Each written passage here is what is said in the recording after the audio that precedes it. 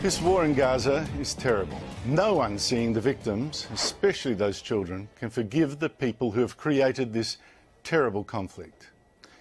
The accidental bombing of one shelter this week killed another 20 people, and a UN official broke down trying to explain it. The rights of Palestinians, even their children, are wholesale denied, and it's appalling.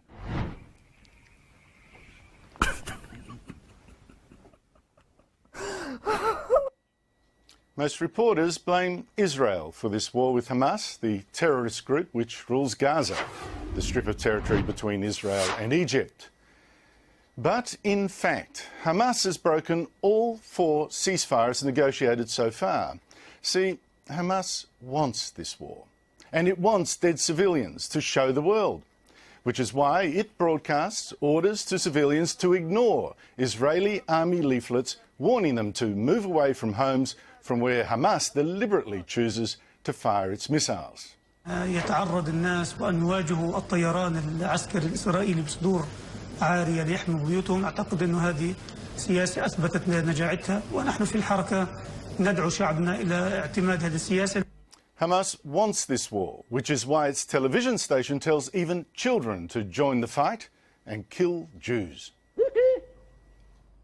طيب على العموم يا روان أنا بقول له يمسك حجر ولما يجي اليهود عنده يمسكوه وبوم.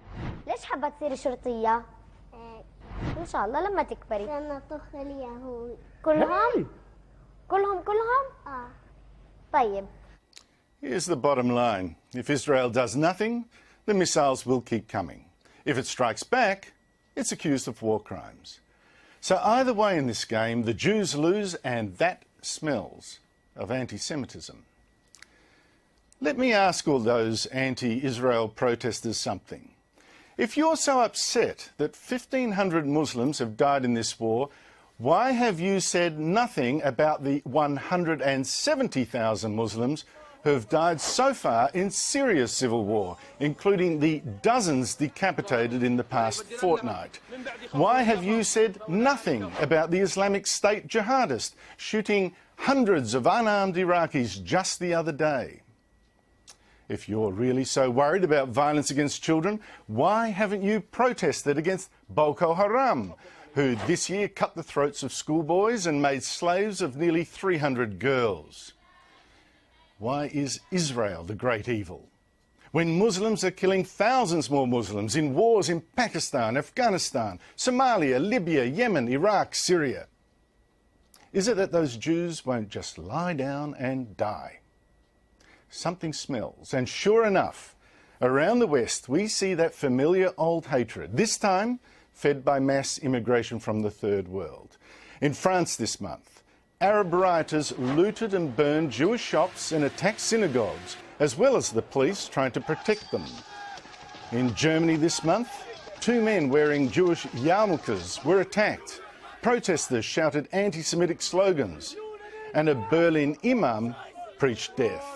اللهم عليك باليهود الصهاينة فإنهم لا يعجزون أحصهم عددا واقتلهم بددا ولا تغادر منهم أحدا. In Austria, Israeli soccer players playing a so-called friendly match were kicked by pro-Palestinian protesters. And in Brussels, 4 Jews were gunned down earlier this year by, allegedly, a French Muslim. Even in Sydney, protesters flew the black flags of jihad and yellow flags of the Hezbollah terrorist group, and one abused a Jewish reporter. Shame on you! Shame on you, you're Jewish! You are Jewish! Shame on you! In Sydney's Lakemba just a week ago, Muslim protesters called for jihad to help Gaza.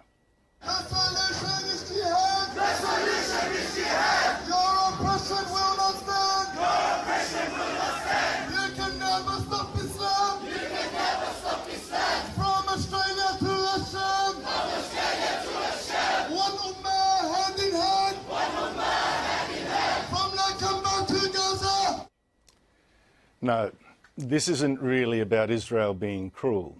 This is about Jews daring to protect themselves and their country.